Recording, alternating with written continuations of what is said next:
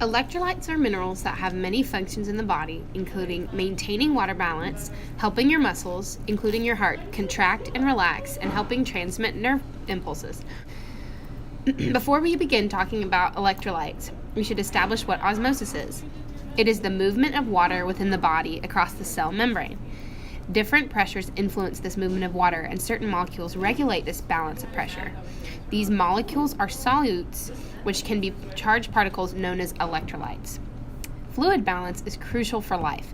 Some functions of fluids are transporters of nutrients. Fluids also help with insulation, and fluids can serve as shock absorbers.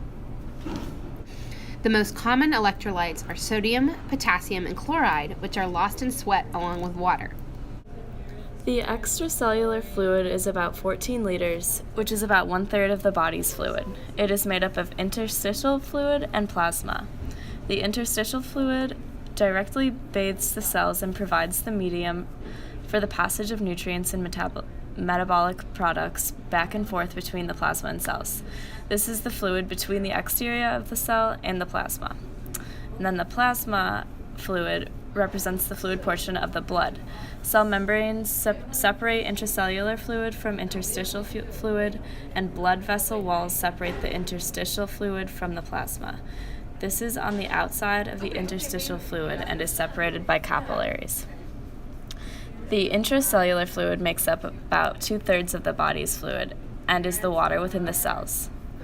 Concentrations of electrolytes are highest in the intracellular fluid, and within the extracellular fluid, plasma is slightly more concentrated than the interstitial fluid. Electrolytes can be either cations or anions. Both are ions. Ions result from atoms or molecules that have gained or lost one or more electrons, giving them a positive or negative charge. Those with a negative charge are called anions, and those with a positive charge are called cations. Electrolyte balance within these places are key to fluid balance, so we will now explain the role of each one in each of the fluids of the body. The major cation of the intracellular fluid is potassium. The major anion in this location is phosphate. Protein also contributes to the negative charge, serving as an anion. The major cation of interstitial fluid is sodium.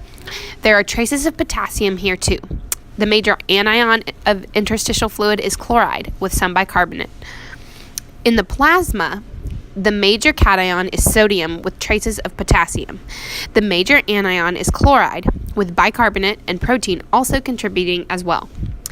One important thing to note is that cations are equal to anions in all of these fluid-holding areas of the body. This is what maintains the fluid balance. As you can see, electrolytes serve a crucial role in the balance of fluids. Intense exercises that cause you to sweat a lot also causes you to lose some of these key electrolytes. We need to make sure to replenish our sodium, chloride, potassium, bicarbonate, and phosphate, or else the fluid imbalance will result. Some foods to think about and good sources of electrolytes include fruits like bananas, dates, raisins, coconut, and avocado, and then vegetable sources include beans, lentils, and potatoes. Gatorade's also a great quick source of electrolytes.